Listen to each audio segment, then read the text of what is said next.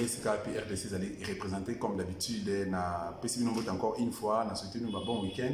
Bah au Nyon so bazali maladie, bazo ko souffrir na hôpital, na souhaité bino ba bonne guérison. Nzambe ya bakoko pe nzamba lola.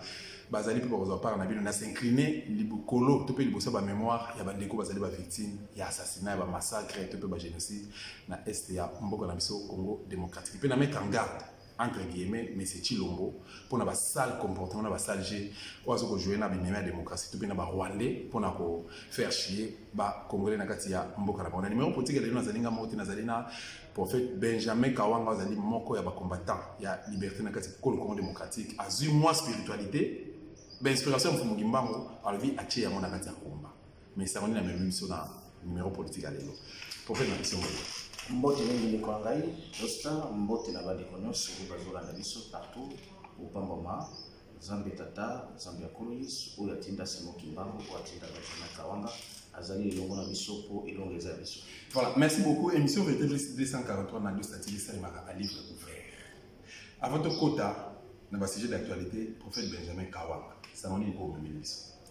Oui, sango ezali que bana mboka ndenge boyebi ki nazalaka parmi ba mouvement citoyen autobindi debout congolais génération consciente et ba mouvement citoyen ezali une nouvelle force la libération à Congo parce que chute ya ba parti politique eza déjà total.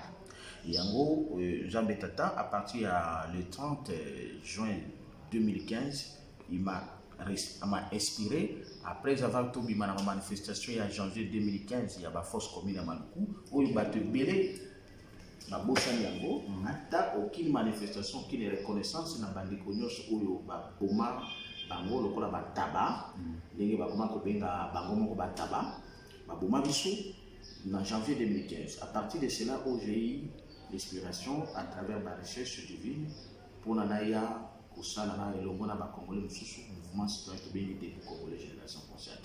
Et moi j'ai eu la grâce nzamba yebisinga pourquoi na pesa cette émission oyo parce que ba parti politique bozo mona na nazala ngo c'est sortinati kuna na ba parti politique eloko moko ezate. Et c'est pourquoi le mouvement citoyen Dieu m'avait dit ceci clairement ils allaient nazo préparer classe une nouvelle classe politique et nazo susciter en dans tous les domaines. C'est-à-dire, au Komona, na ba journaliste, il y a une nouvelle classe de journalistes. Ou ba journaliste révolutionnaire, ba journaliste combattant.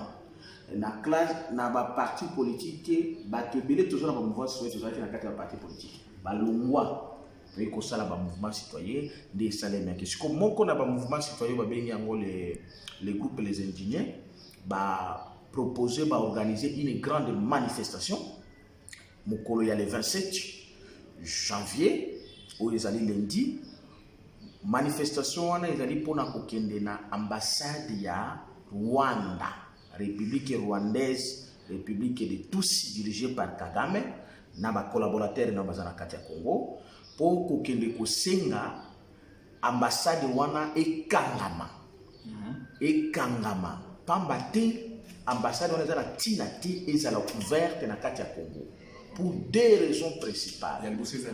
Il y a les Bosso Ezali parce que c'est le Rwanda qui est l'acteur et promoteur. Il y a tous naïe, ba militaire naïe, ba tonaïe, ba agent naïe, direct ou indirect, ba Kabila, ba Mutebusi, ba Kunda Batware, ba Oyo Azaina CPI kuna. Et les autres qui sont ici, Kisangani, Nakuta Bango, Kuna, 30e région militaire au bazon de l'Égypte, ce sont eux qui sont à la base des massacres de plus de 12 millions de Congolais. Alors, Rwanda, où est la base, comment ambassade n'a écouté qu'à la polée na Katia Boka. Donc, ils ont le col à Moutou, aux Amoutou normal, aux Unyoka, aux Lalissé Nassé Ambeto. Siko nyoka wana soki a lancé venez naie et suyo et puis atika les sous alali mais siko le kolo za muto ya mayele le kolo to zui mayele to la muki to dobi plus question nyoka wana afana les sous na mboka na biso plus question nyoka na afana les sous na mboka na biso mais tant on doit mesure wana et le gars bosso question bosso na poser est-ce que vous respectez mes procédures il y a aucune appel de ville pour cette autorisation problème de Konanga dosta kolobelanga makambo autorisation ti. D'abord, le Congo n'est pas dirigé à Wa. Il n'y a pas un gouvernement, il n'y a pas les autorités. Il n'y en a pas. Et vous devez savoir, lorsque le pays est occupé, on ne respecte pas les autorités qui sont au service des occupants. Il est vrai que Bandekonabiso, ils ont écrit pour une information.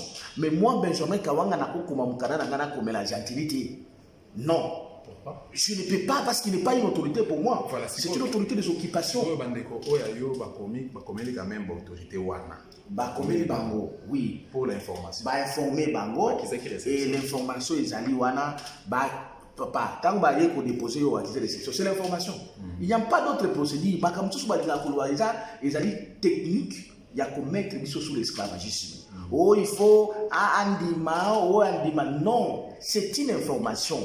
So na yebisio ndeko dosta na kokende lobby place te.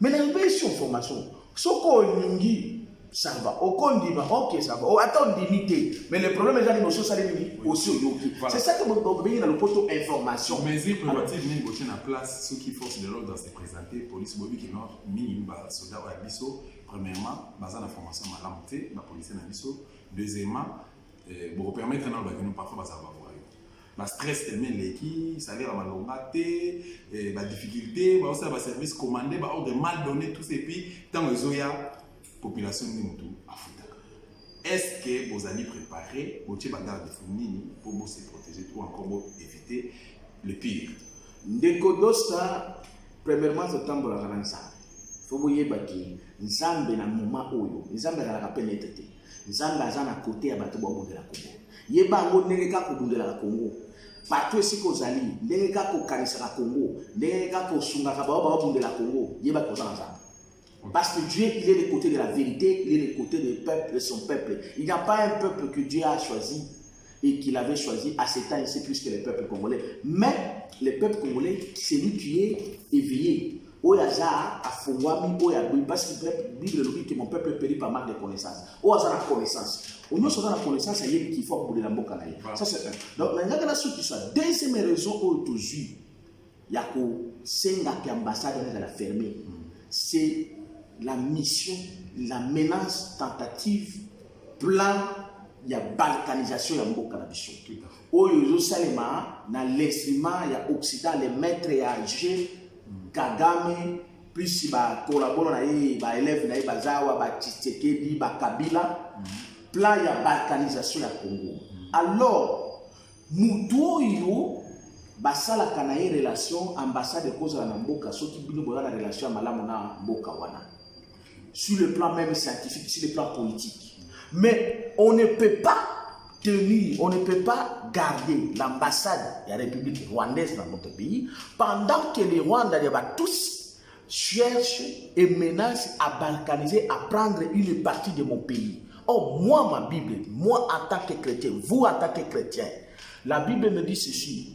Allah qui la maman ben o ya zaf saladine azako déplacer ba borne ya mboka ya muninga na ye. C'est là où je suis en train d'interpeller les chrétiens et les chrétiennes. Vous devez savoir ceci. Dieu ne changera pas sa position pour nous les Congolais. Il a déjà tout institué. Dieu te donne la terre. Toi le peuple, tu dois se battre pour sa terre. Et Dieu t'accompagne pour la victoire. Ndenge accompagna bana Israël. Bana Israël d'abord ba fada na mabelo na talakisa bino kaka na pesi bino mabelo wana. OK, terre promise. Kana. Ayebisi bango bazala kututé. Ayebisi na pesi bino mabelo parce qu'il croit à cette parole de Dieu. Alobela ngo kaka na mutu. Lokola nga prophète. Nzamba kitabu ite ya ko. Mais je voudrais dire ceci. De fait qu'ayebisi bango ningo na travers Moïse na bamsusu ba kende ba bundada. Et jusque là, et victoire, les gens doivent accompagner ma voix, sa victoire. Quant à nous, que le pasteur que vous êtes ou pas, faux ou vrai, entre guillemets, vous avez l'obligation d'enseigner le peuple congolais, le peuple de Dieu qui est. Le temps est arrivé où nous devons nous battre à tout prix pour notre terre. Parce que la terre congolaise, la terre ici que nous habitons, ce n'est pas l'Occident qui nous a donné. Ce n'est pas les Tutsis. Ce n'est pas qui que ce soit. C'est la terre que Dieu, le Père, nous avait donnée. Voilà pourquoi il avait envoyé son prophète Simon Kimbangu. Et Kimbangu a tourné tous les pays pour protéger cette terre. Et il est là. Et je suis son incarnation. Voilà pourquoi je sors pour la pratique. Tout la prédication, la théorie, le moment de pratique est arrivé. Nous devons nous battre et récupérer notre terre promise, terre réelle et entrer dans la 4e République. Merci beaucoup, prophète, l'homme de Dieu, prophète Benjamin Kawamba. Question, nous avons posé, ils ont un rapport, on a 3 questions. Ils ont un rapport, on a dossier à l'organisation en Boka. Question qui est à Madame Mireille, à partir de Paris. On a question de voter. Merci. SMS, nous avons mais Madame Mireille, elle vient tout naïo. Vous avez mon seul dans Zambé. Pourquoi il faut tutoyer Chilombo? Sous question, Ezali, Chilombo, na monokonaye, place à Outina Poto, histoire de balkanisation, il y a distraction. Donc, distraction, papa Mbanda, nous avons intoxiqué les Congolais pour na eloko. Donc, ils ont il faut, pourquoi il faut tutoyer Chilombo? Toute autorité ne vient pas de Dieu. Comment ça? Le Père. Oui. Chilombo qu'il est là, il est là au service d'un monsieur, un Hitler, un satanique, un terroriste, un pharaon, Kabila. Entre guillemets, Kabila Joseph Atro. Alors, puisque son autorité, moi qui ai accédé au ciel, j'accède, je parle avec Dieu, il m'a été dit, et je mets quiconque à défi. L'autorité de Chilombo ne vient pas de moi, mon Dieu. Écoutez, peut-être que tant qu'on a le par ignorance, et ça va blague, ce n'est pas des blagues. Moi, Dieu m'a montré comment Chilombo a joué 10 menaillés à qui sa Kabila. Ok. Lorsque Dieu m'a montré comment Chilombo a Kabila va faire la pacte homosexuel, ce n'est pas de la blague. Je ne parle pas de la blague. Je suis un témoin. Je parle de ce que je vis, ce que j'ai entendu et ce que j'ai touché. Je suis un prophète. Alors, ce qui Azalaki, autorité, mais parce qu'il n'a pas été une autorité établie, le plan prophétique de Simon Kimbangu est là. Kabila doit être chassé. Et parce que Kabila voulait être chassé et il sera chassé, il s'est retrouvé un malhonnête. Une malhonnête. Chilombo a tiré Yawana. C'est comme ça que je peux te le tutoyer. Parce qu'on ne respecte qu'une autorité qui fait de Dieu le Père. Et tant qu'on a parlé que le bango va te demander, mais les lots va te dire, et va te dire, parce que les sols sont là. Et au moins, même beaucoup dans les lots, beaucoup dans la biso. Mais là, par rapport à la balkanisation.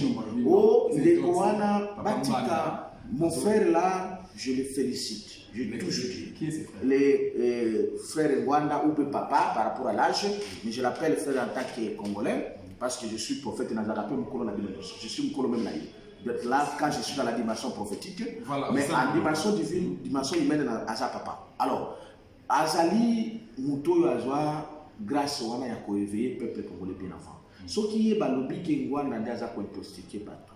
Et bon, autant que le monde balobaki. Ce qui balobi qui Ngwanda Ndaza ko prostitué partout. Nga Benjamin Kawanga na lobaki, nga na sola kana ngwana. Nga mutu na accédant na ciel na accédant na muna. Ce qui balobi, et je te informe ce que j'avais vu.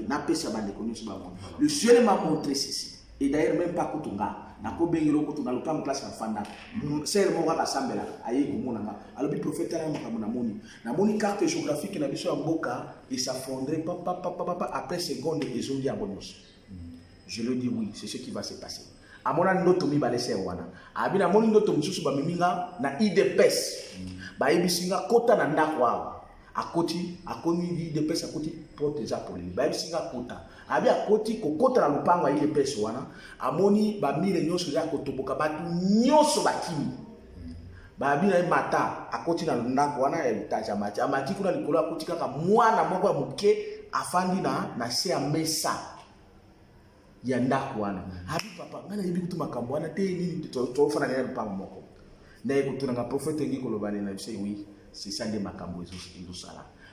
Kalami était beaucoup moins makambo nyoso salima. IDP c'est zo kufa. Bato bo mona ki nyoso balongwe. Plus rien muto akotika la wana zati. Et c'est kufa ki. Et donc, ce qui muto na zo lo bakeza ka pango wana za na ignorance. Ça, c'est Dieu qui a parlé d'abord au Nambato, pas ambassadeur de Mokaza dans le quartier.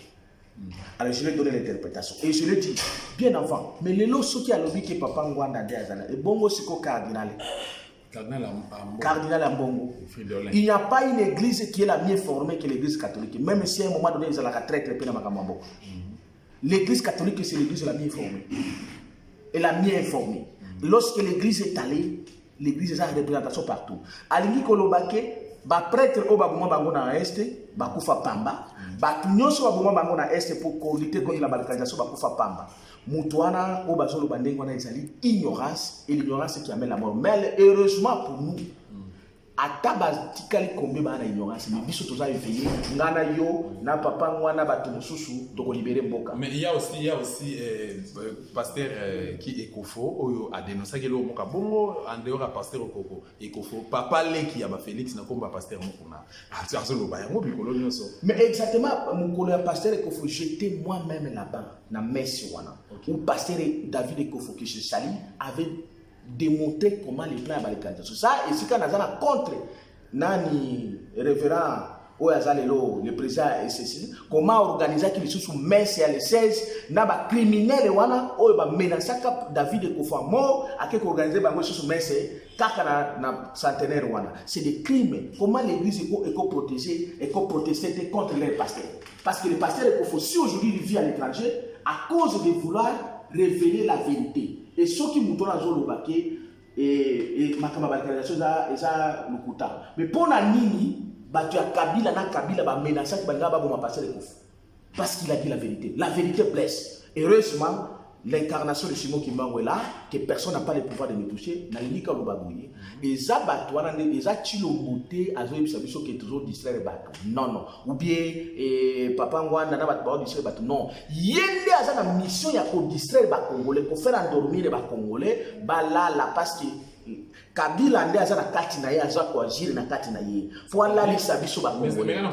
Ça veut dire quoi? Le mystère ya pénétration na copénétration.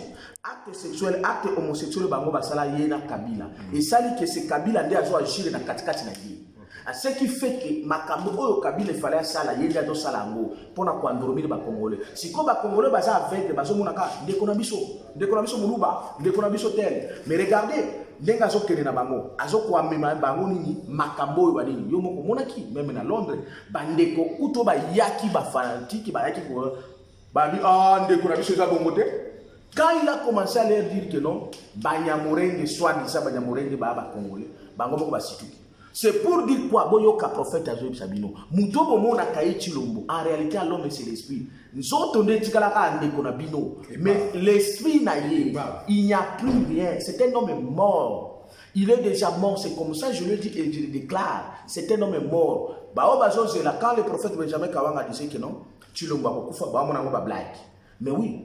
Mais les preuves des morts de Tshisekedi sont là. Parce qu'il y a trois sortes de morts. La mort politique, la mort spirituelle et la mort physique. Moi, je vous dis, la mort politique est déjà faite pour Chilombo, la mort spirituelle est déjà faite pour Chilombo, il reste la mort physique. La mort physique. Ce qui explique l'attitude, le comportement, le discours et ce sont les signes. Et vous le verrez ça dans de 3-4 mois. Écoutez, mon frère, un président d'un parti politique qui a fait 37 ans, il y a l'idée. Un parti démocratique, le parti bien installé à la Congo. Oui. Mais il y a une histoire à Mokate. C'est comment ça? Parce que quand tu le juriste expérimenté. Non, quand tu le vous dis que Banyamorenge, ça veut dire que dans leur parti, ils ne connaissent rien du pays. Comment ça? Parce que les Banyamorenge n'ont jamais existé au Congo. Okay. Ça n'existe nulle part de Banyamorenge. J'ai suivi même les fanatiques qui disent non, Mobutu nous a signé une ordonnance. Mais écoutez, je demande d'abord ces juristes qui sont. Qui peut me montrer dans l'ordonnance que Mobutu avait signé l'ordonnance portant Banyamorenge? Dans l'ordonnance de Mobutu, nulle part on parle de Banyamorenge. On parle de les Rwandais, les ressortissants de Rwanda. Mais non, les fissions Banyamorenge n'existent pas, et sur le plan juridique, et sur le plan géographique. Mais comment entre guillemets, le président peut nous citer de Banyamorenge? Ça montre que c'est une mort qui vous parle, c'est une maladie. Et donc, ils ne connaissent rien, et dans leur parti, rien. Lorsque vous parlez de deuxième chose, là, je leur ai félicité, quand il vous dit que boza ba combataba ba bantaba na félicité comment ça na félicité tu le moi mobile donc yo asalaki malamu zo soutenir l'injure na pas monter bazo ko benga autorité non aza autorité te nga na félicité bango ba benga autorité te na félicité ye parce que yebisaki bango vérité yoka vérité yebisaki bango bandeko oyo balandaki ye alingi ko ayebisi bango bino mo bwa bantaba. C'est à eux il s'adressait. Le discours s'adressait d'abord à eux. Okay. Oh, tous ces gens qui sont venus, baza banani ba combattants. Alors maintenant du fait que balandi ye mutu bakanga est déjà signé par Kabila comme taba, mais bango balandi bango pe baza ba taba. C'est ce qui explique qu'il y a eu ce qui bango boza ba taba. Pourquoi vous me suivez moi? Voilà l'inspiration prophétique. Mais écoutez, c'est clair, je suis au-delà de Daniel est révélé les pensées et les autres. Alors, lorsque, regardez l'histoire, tu le mot, moi, il y a Tshisekedi. Batu Oyo, encouragé à combat partout dans le monde. Il y a des Congolais. Mais si Koyo, papa n'a Koufi, il y a hérité même parti. Alors, la vérité, c'est quoi? Ayena Baninga n'a créé ce qu'on appelle soi-disant Lamuka. C'est lui qui a donné le mot Lamuka. Alors, moi, kuna Moutounyo sont même aux Anyama, aux Azoba. Uyebi kino kamere mtu amema yeba kile na kingakati Nairobi esika babomini ndeko na ya Tshisekedi bae kokoma ipa kingakati maintenant asali plus ou moins une année et monani ke et biso ba prophète yebisi bino be ndeko wana za déjà malhonnête asali une année au lieu bino bofani na poto Londres boza sase boza na mayele bo comprendre que ndeko za susu ndeko na biso te bozolanda ye. Sikoyo, nos prières ont fait que aye bisabino siko vérité que boa bantaba. Pour aller boko la nangai, nga mutu nasina kenda na ye, nga ile pa kabila na tio beta cop nanga na la ga bino te. La preuve na yebisu bino ke bino bolinga ka banya morenge te. Na yebisu bino banya morenge baba Congolais. Deux. Na ye ko bisabino boa bantaba. Pourquoi bola nanga? Voilà, le prophète Benjamin Tokomi na suka penza na yebite le bonheur sogezani ni bade wako retenir ni surtout pour na activité ya lundi 27 janvier 2020, bandeko bakuta na wapi ou invité banani et puis banani bazali concerné. Le 27 janvier, tokokuta na 8h na place Batete là sur le boulevard du 30 juin. To se réunir na 8h et tokei kosenga fermeture totale ya ambassade ya Rwanda ba criminels surtout ba Rwandais tous. Batusi wana bakagame na bakabila na ba Ruberwa ministre ya balkanisation bango tozoki de kosenga ambassade na bango ferme tokokuta na wana à 8h le 27 banani baza kobenga ma tous les Congolais les combats ya libération à Congo ezotala sous mututi tout Congolais toute Congolaise est évité et surtout ba pasteur Bote ya Kango ndenge na église na bate ya Kango na église bote ya libération ya mboka parce que mabele ils a premier héritage on nous a appelé ça. Il n'y a pas un autre héritage qui dépasse la terre. Et donc ba pasteur, ba évangéliste bote yango ndenge ba mukuna ba komi kolanda biso na yebisi mukuna entre évêque yakapena na marche le 27. Neto koyeba ke makambo solo ba isa solo. Merci donc ba nekonyo so bakoya ba kosa na besoin ko bengana. Il peut m'appeler à ce numéro, plus 243 85 67 034 56. 85 67 034 56. Ou à Benjamin Kawanga Benjamin 131@gmail.com. Kolo Azalanabino, libération à Congo. Dans 3-4 mois, la libération totale du Congo. La libération totale et parfaite du Congo. Et je vous dis, avant la libération totale et parfaite du Congo, Kagame a coupé la liboma et Batouba traite la Rokufa. Parce que Bao Bate Kaka Bakoufa avant. Le message est passé, il s'appelle pour le prophète Benjamin Kawanga Zali. Moga ba combattre la liberté. Na kanti message de celui to invité ba Congolais nyonso. Ba Congolais wa bi kazala ka Congolais, wa zali concerné pour na mambo ya Congo. Na yo zolanda na yo mto finga o zali Congolais tokutana jour amo na rompo ya Batete là pour na osala sitini na ambassade ya Rwanda koloba non na présence ya Rwanda na kati ya sol. Merci l'équipe qui soit de cette télévision. Merci Nabino pour notre soutien Nabino comme d'habitude vous voyez que vraiment différence c'est toujours na et le bata na Bible hein ba o ba croire na ye na ba o ba croire na ye. façon pe ça là boke c'est ni ezali to pesi merci na bino nyonso merci na ba doster nyonso merci pour nous ça là qui tout ensemble toujours en route vers la libération de la République démocratique du Congo ingeta